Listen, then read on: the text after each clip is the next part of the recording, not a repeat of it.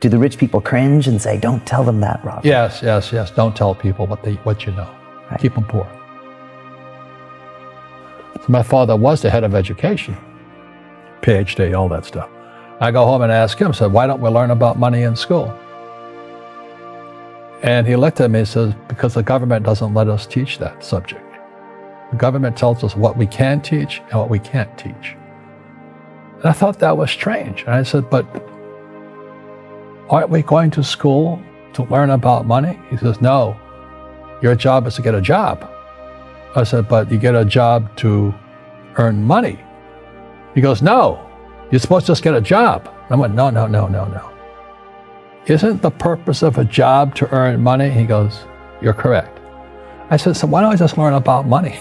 I can skip the job part, And he got flustered and he said, if you want to learn about money, why don't you ask your best friend's father about money? And I said, why? That's Mike. So I asked him. He says, because Mike's father is an entrepreneur. And I said, what are you? He says, I'm an employee. I'm a government employee. And I went, oh, what's the difference? He says, the difference is an entrepreneur must know about money, or they're no longer entrepreneurs. And he says an employee doesn't have to know anything about money, because the government will take care of them, the company will take care of them. So I'm all confused. But I took my dad's advice and I trundled over to Mike's father's office and knocked on his door and I said, hey, I'm here, 9 years old. Teach me about money. He says, beat it, kid, But that's where the story of Rich Dad, Poor Dad started. And finally, through persistence, my rich dad started teaching me about money on one condition. And that condition was he would never pay me. He says, the moment I pay you, you think like an employee. He says, that's the trap. Entrepreneurs work for free. And now I'm 9 years old, my head's going cracking in half. He says, you never want a paycheck. You understand that, kid? I said, okay, I got it. And he says, well, how do I make money? He says, that's what entrepreneurs figure out. He was like, so how do I learn about money? So he would just break out a Monopoly game board. So I would work for free. I'd pick up cigarette butts, and he had hotels and restaurants, and I would clean and do menial tasks. And as I got older, I started getting into office work and marketing and accounting, and I was an apprentice basically, but I always worked for free. And he would teach me about money, but the way he taught me about money was playing Monopoly. And finally one day I got upset. I said, well, when are you going to teach me about money? He says, what do you think we're doing? We're playing Monopoly. He goes, no. What do you think we're doing? We're playing Monopoly. He says, what do you think we're doing? So I don't know. I'm teaching you about money. And then that's when, you have one greenhouse. He says, there's many formulas for great success in money. There's thousands of them. But one of the best ones found on the game of Monopoly. Still is today. 4 greenhouses, 1 red hotel. I said, what? He says, one of the greatest ways to acquire great wealth is playing Monopoly in real life. 4 greenhouses, 1 red hotel. Well, is that all there is? He goes, that's it. And he says, what do you think I'm doing? And I went, I don't know. So then he took me out and he showed me his greenhouses. And 10 years later, when I was 19, I was now in school in New York, and I come back to Hawaii, and Rich Dad had bought the biggest piece of land smack dab in the middle of Waikiki Beach. And when you go to Waikiki Beach today, you'll see the Hyatt Regency Hotel. That was his hotel. Just like the game of Monopoly. Just like the game of Monopoly.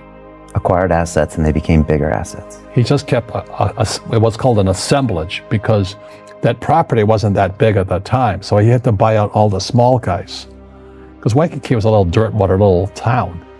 So he'd buy out this shop owner and buy that shop owner. And it took him a while, but he finally assembled this large piece of property. And then he and Hyatt put up this giant hotel.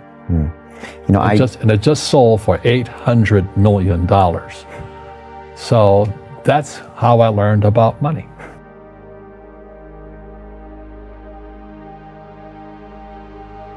I've had financial crashes. I've had people stab me in the back, but they're all good because I grow from it. That's spirituality. Right. People who are afraid of making mistakes, like they teach in school, they don't ever grow. Because spirituality is there's good and there's bad, there's right and there's wrong, there's up and there's down. Most people only want to be right. They only want to be positive. Well, you can't have that. That's not reality. Well, I wasn't poor by most people's standards, but I came from a family with a poor attitude, if you know what I mean. Because rich, poor, middle class, poverty starts with a fundamental attitude. Poverty is passed on. It's taught in your families. And middle class is taught in families. And so the people right now who are sitting at home, who are struggling financially or worried about money or unhappy, they may be making a lot of money, but unhappy with what they're doing, it was probably taught to you. Your super ego was taught, get a job, work hard, or you'll never be rich, or the rich are evil, or whatever. The school system will never teach you about money. The school system was designed to teach you to be an employee, which is important, or a doctor or a lawyer, a specialist, but never about money. And what most people lack is real business knowledge, like accounting, like debt, like taxes. You got to know that stuff, but they don't teach it in school to anybody. So, and then when people ask me, how did your rich dad learn this when your poor dad, a PhD, didn't? And the answer is very simply, my rich dad, who's my best friend's father, his father died when he was 13. So rich dad had this family business at 13 to run. So he had to drop out of school, which was his blessing. There's blessings, and sometimes the blessing doesn't look like a blessing, but it turned out to be a blessing. And then his teachers became his bookkeeper, his accountant, his attorney, his banker, his real estate agents. So he has what I call real teachers, not these fake teachers in school. You see, most teachers in school, they're out of ethics. They teach subjects they themselves don't practice. I asked the teacher, I said, I'm in my third year of calculus now. It was called strength of materials. I said, am I ever going to use this stuff? He goes, no. I said, why do you teach it? He says, because I get paid. I said, do you ever use it? He goes, no. And that's why, you have to, in life, one of the things I suggest to people, you got to find a real teacher versus a fake teacher. And a fake teacher is somebody who doesn't do what they teach. And a real teacher is doing what they teach every day. So my accountants, my attorneys, they're in it every single day. And that's how I learn, because every day I'm solving problems in my business. So I have accountants and attorneys and bankers and all these people on speed dial because I'm solving problems with my team.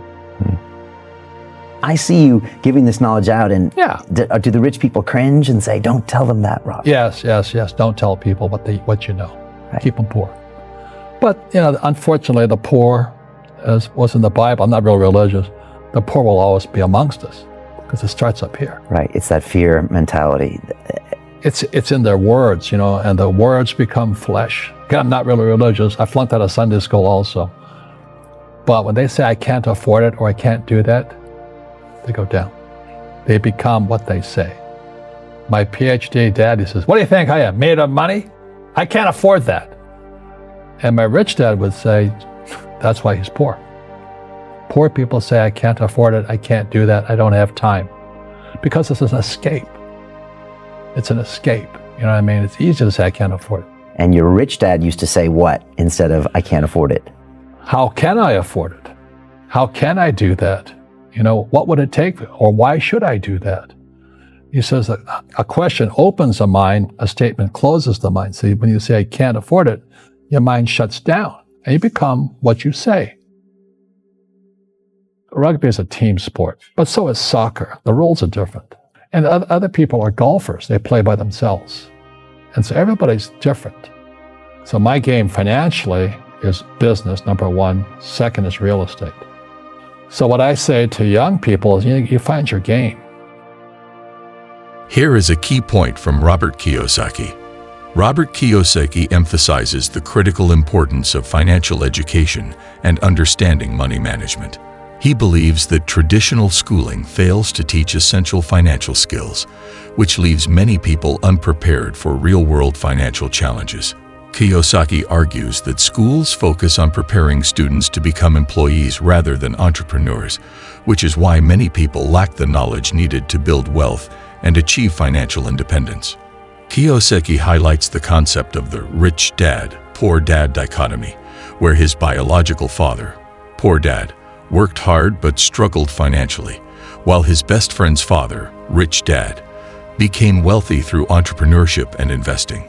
This contrast taught him that financial success depends more on one's mindset and education about money than on traditional job security. The lessons from his rich dad included understanding assets and liabilities and the importance of investing in income-generating assets to build wealth over time. Another important point Kiyosaki makes is the necessity of taking control of your financial future by learning how to manage money, invest wisely, and understand the principles of entrepreneurship. He encourages individuals to seek out real-world financial education, which includes understanding how to leverage debt, invest in real estate, and recognize opportunities for creating passive income streams. This proactive approach to financial literacy can lead to greater financial security and independence. Kiyosaki also stresses the importance of mindset in achieving financial success. He believes that a positive, proactive attitude towards money and learning can transform one's financial situation. According to Kiyosaki, many people are held back by a fear of making mistakes and a reluctance to step outside their comfort zones. Embracing challenges and learning from failures are essential steps in building financial acumen and achieving long-term success. Finally, Kiyosaki advocates for surrounding oneself with knowledgeable and experienced mentors. He learned valuable financial lessons from his rich dad and other mentors who were successful in business and investing. Having access to real-world advice and practical guidance from successful individuals can significantly enhance one's financial education and decision-making skills. In summary, Robert Kiyosaki's key points include the importance of financial education, understanding the differences between traditional employment and entrepreneurship, taking control of one's financial future, maintaining a positive and proactive mindset, and learning from experienced mentors. These principles are fundamental to achieving financial independence and building lasting wealth.